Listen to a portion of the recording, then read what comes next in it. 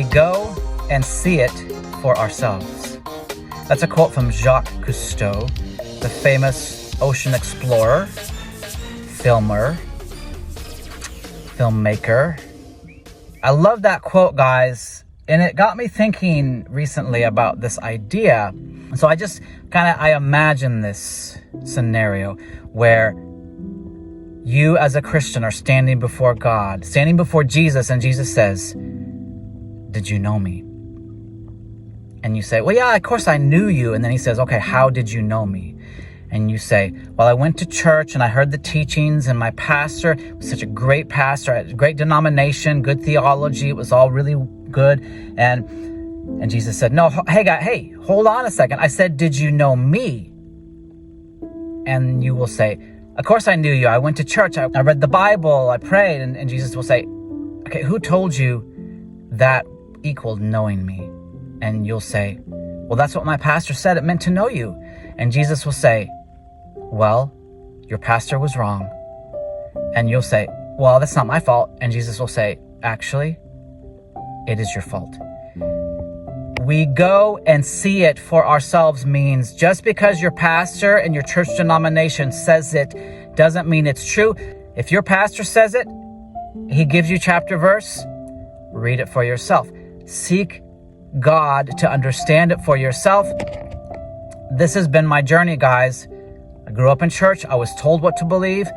I started reading the Bible for myself, and I started developing my own ideas. And then I actually started asking God to teach me. We go and see it for ourselves means if your pastor says it, you double check it. If your pastor says this is what it means to know Jesus, you say, is that really what it means to know Jesus? You don't take someone else's word for it.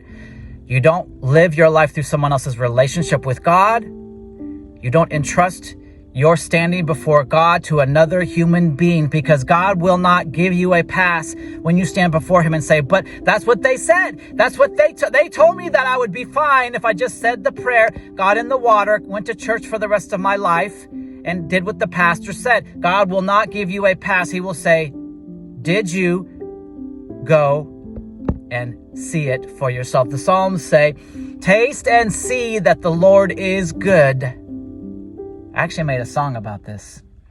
Taste and see that the Lord is good. Come and feast upon his word. Taste and see that the Lord is good. Oh, the Lord is good.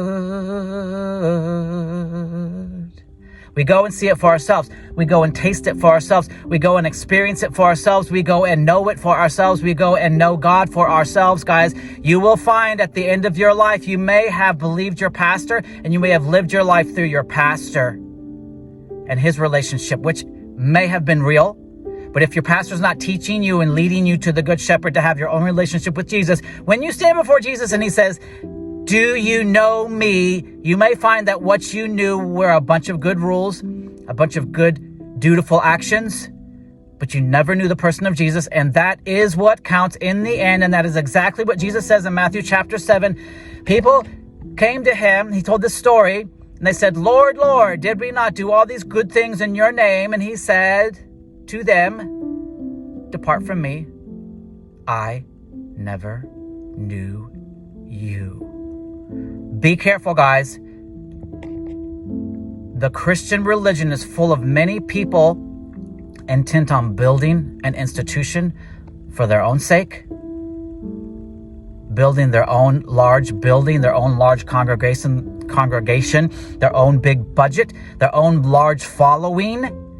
Do not entrust your eternal salvation, your eternal soul to other people. Go and see it for yourself. Go and taste it for yourself. Go and know God for yourself. You will not go wrong if you are seeking God with all your heart, with all your mind, with all your strength, and with all your might. That is the Shema. That is God's instruction. Love the Lord your God with all your heart, soul, mind, and strength. Love. That's relationship.